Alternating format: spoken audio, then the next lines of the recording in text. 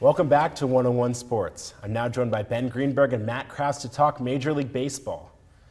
Baseball this year is very exciting. Jackie Robinson Day started with the new movie 42 coming out. It's a very exciting time in baseball to remember this legacy of a great player. What will you remember most about Jackie, Matt?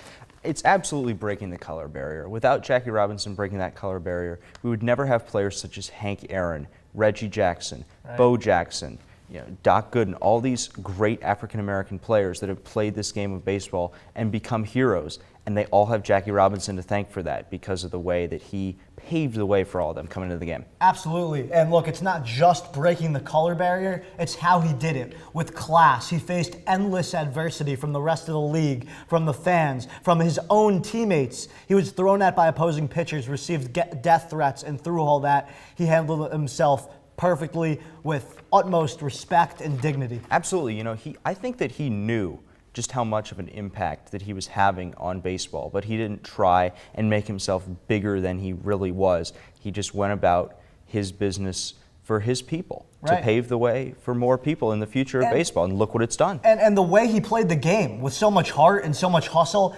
Absolutely. He was not only just the first African-American ball player, he played the game the right way, in the way that it should be played. He was a star who went all out every game. Right. Jackie is just one of those guys, and he's going to be a role model for years and years, and we're going to remember him until the end of time. Now, moving from a legendary player to a legendary field, Wrigley has been a huge controversy lately. They're talking about completely revamping it or just saying we're going to make a new destination for the field. What do you guys think is the best decision for the Cubs franchise? Well, you know what? I cannot oppose this renovation simply because it's Cubs ownership putting in the money. They're not asking for taxpayer dollars here. They're putting in money from Cubs ownership, and I just hope it's done in a way that doesn't ruin the charm of the stadium. Absolutely.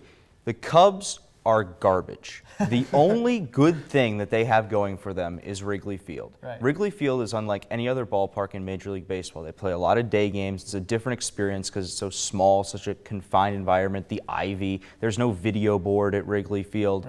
That's all the Cubs have going for them right now. They haven't won a World Series since 1908, so there's no real reason for the fans to come out and watch a good team play unless you're watching the visitors. Renovating Wrigley Field is going to preserve this gem for years to come. Look what the Red Sox did with Fenway Park. They were talking about rebuilding that. They renovated it instead, and now it's living on. It's a good idea, I agree, and you just have to make sure, like you said, you don't ruin the history of the place. You want to make it nicer, put in modern technology, but definitely don't ruin that famous charm that Wrigley's known for. Absolutely. I think you definitely need to keep the stadium there, but it will certainly be interesting to see what they do. Now, moving to what's going on this season, the Braves are on an absolute tear right now. Will anyone stop their momentum? Well, let's face it. The Braves are not going to win 11 of 12 games all through the season. What they've done so far is incredible. Yes, they have an amazing pitching staff. Paul Maholm has that 0 ERA. Justin Upton is on a tear at the plate. And they made the Nationals a very talented team, probably the preseason favorite to win the World Series. And they made them look silly this weekend in the Nationals ballpark. The Braves are dominant, and they will be a contender all season long. But are they going to be this good? I don't think so. Matt, look, as a Nationals fan, you should be very concerned. That NL East title is very much up for grabs, and I think that the power is shifting in that division over to the Atlanta Braves. The Braves have one of the best outfields in baseball with the Upton brothers and Jason Hayward over there in right field. Great chemistry on that team, a well-rounded club. Everybody loves playing together. That's a great team. But there are injuries. Freddie Freeman's hurt right now. Brian McCann's hurt. You don't know how long that Evan Gattis can sustain this production.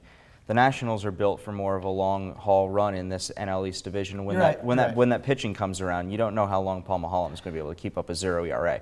Well, of course. But that being said, I do think the Braves have an underrated pitching staff, one that got overlooked in the offseason a little bit. And while, look, the Nationals have one of the best staffs in baseball, maybe the best staff in baseball, and that'll carry them throughout the season. But this is no runaway over in the NL East, and it should be a fun one to watch down the stretch. Oh, absolutely. These teams play 16 more times this season. Those are going to be some great ball games all the way down to September. Matt, I'm sorry. I'm going to agree with Ben on this one. I think this Braves team is for real, and your Nats should be scared.